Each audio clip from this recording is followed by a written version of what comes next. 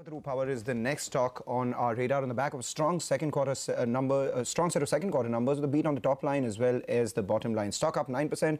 We discuss more with Manish Munot, the MD of the company. Thanks a lot, Manish, for joining in. You pulled a rabbit out of your hat. Earlier you joined us, you said, the second quarter is looking weak, can't expect more than 5 to 10% growth, but you go ahead and bam, 29%. This takes your first half growth to around 22%. Earlier you had guided for about 15 to 20%. Do you want to up that guidance, or will you still stick to the guidance that you've given?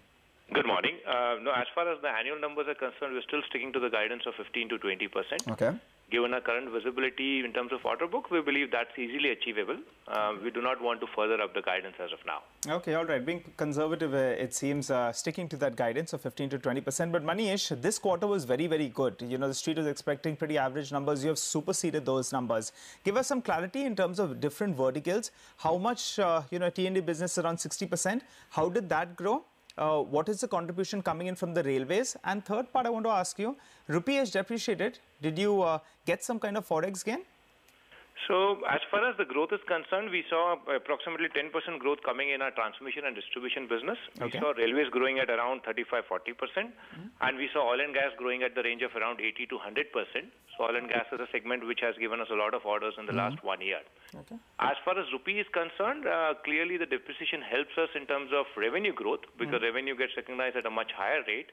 But in terms of profitability, typically we are a hedged company. We do not keep much exposure on that, so we are neutral on profitability. In the first 6 months, our impact because of forex has been a positive of 15-16 crores. Okay. You said railways as a percent of your revenue was 15%. What rate is it growing at, and what do you expect it to be by, say, FY20 end?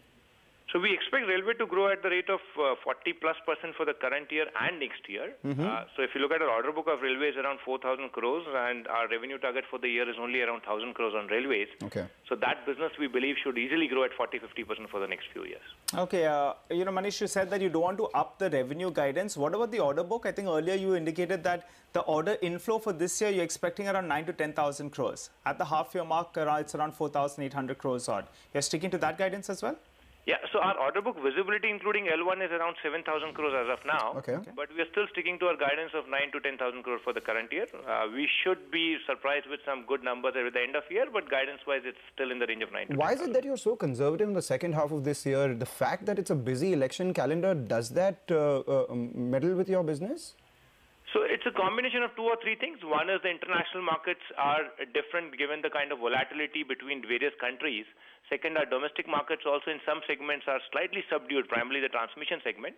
So we believe that it's better to be conservative and deliver on whatever we commit.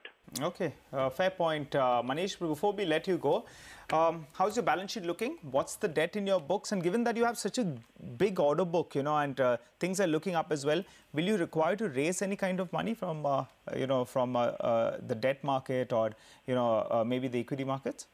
So our net debt at a standalone level is around 872 crores, which is much lower than what it was at the quarter one end. Quarter one end was around 1,030 crores.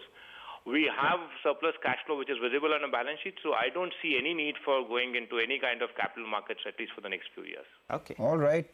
No plans for fundraising in the next few years. But talking about fundraising, we saw Shriram Transport report on the exchanges that they're looking to raise funds via various sources, and that stock's moved higher. Remember, yesterday, PNB Housing Finance also announced, some sort of fundraise, and that stock moved higher. All the NBFCs moved higher.